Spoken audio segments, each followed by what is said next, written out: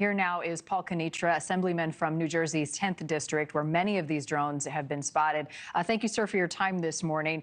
What are we missing here? I mean, they say they're not a threat, but they don't necessarily know what they are. There's a lot of ambiguity. Why not just pull back the curtain and either take them out of the sky or be more transparent about what exactly we're dealing with? Look, the reality is the government isn't really coordinating. I can give you a perfect example. Congressman Chris Smith, who represents my district down in D.C., wrote a letter to the Department of Defense the other day. NORAD responded and said they hadn't heard about the situation and hadn't been brought into the situation. And that shows why we have situations where Naval Weapons Station Earl, which has very sensitive information in it, Picatinny Arsenal and other strategic locations are confirming unmanned aerial drone sightings above their secure facilities. My district had a Coast Guard cutter followed by 12 or 14 drones that the crew confirmed. And then yet the federal government comes out on the other side of the equation and basically says not to worry, there's no concern. And maybe there is no concern because they really don't know anything. But it's the same thing as saying we don't know not to be concerned either. Right, and it fuels mistrust if they aren't willing to at least show that they're coordinating better and provide some answers. That's exactly right. And look, we're all big boys and girls, right? We had a briefing with Republicans and Democrats at the Rock at our intelligence center in New Jersey. And had they just said to us, hey, it's top secret, we can't say anything else, ourselves and the general public would have totally been fine with that. But instead, what they said was how little they actually knew and how if it was us, that they would already know about it. So essentially, in a lot of ways, they're confirming that it could very likely be a foreign adversary testing our defenses and surveilling our critical sites.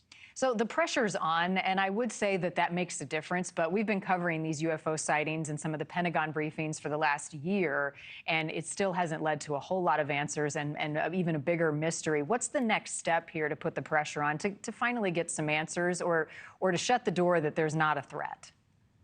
Well, we sent a letter to DHS and to the White House asking them to send more assets, to put more people on the ground, and to take decisive action against this. I can tell you that our state police confirmed they sent up aircraft. They sat on top of one of these drones. They confirmed it was 6 feet at a minimum in length and that it turned its lights off when they were hovering on top of it. That was confirmed in a briefing where federal DHS was there and was nodding their heads and confirming all of this. So the federal government needs to get on the same page. They need to tell us, hey, look, we just genuinely don't know what it is. We need more funding. Our technology isn't there just yet.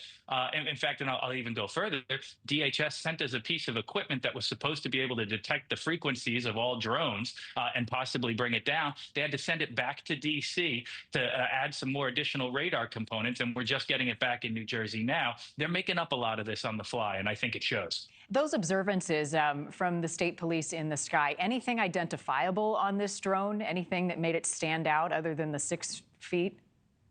No, again, the biggest problem here and why the general public doesn't have a smoking gun, if you will, is because they're low altitude, but they're still high enough, as we all know, trying to take a picture of your significant other at night. If they move an inch, everything blurs. Now imagine that it's up 5,000 feet in the air with lights. It just gets blurry. And obviously, there are a lot of misreports when you have tip lines and everything like that. People are sending in a lot of reports that just happen to be commercial aviation. But we have confirmed numerous sightings of this, and the federal government knows it. That's why they're sending us assets, and that's why the federal facilities have confirmed these sightings. I wonder, with all of the attention on this right now, are we seeing fewer of these at night in recent days, or has the consistency remained?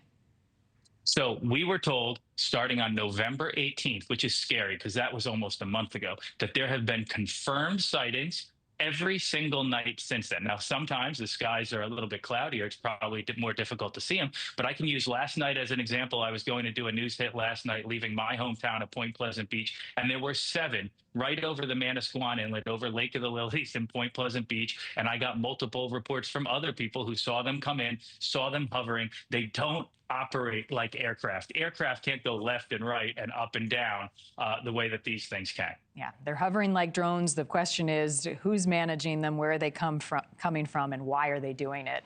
Paul Kanitra, thank you, Assemblyman from New Jersey's 10th. We'll stay on this, as I know you will. Thank you for watching. Go to newsnationnow.com to find NewsNation on your television provider. And don't forget to click the red subscribe button below to get more of NewsNation's fact-driven, unbiased coverage.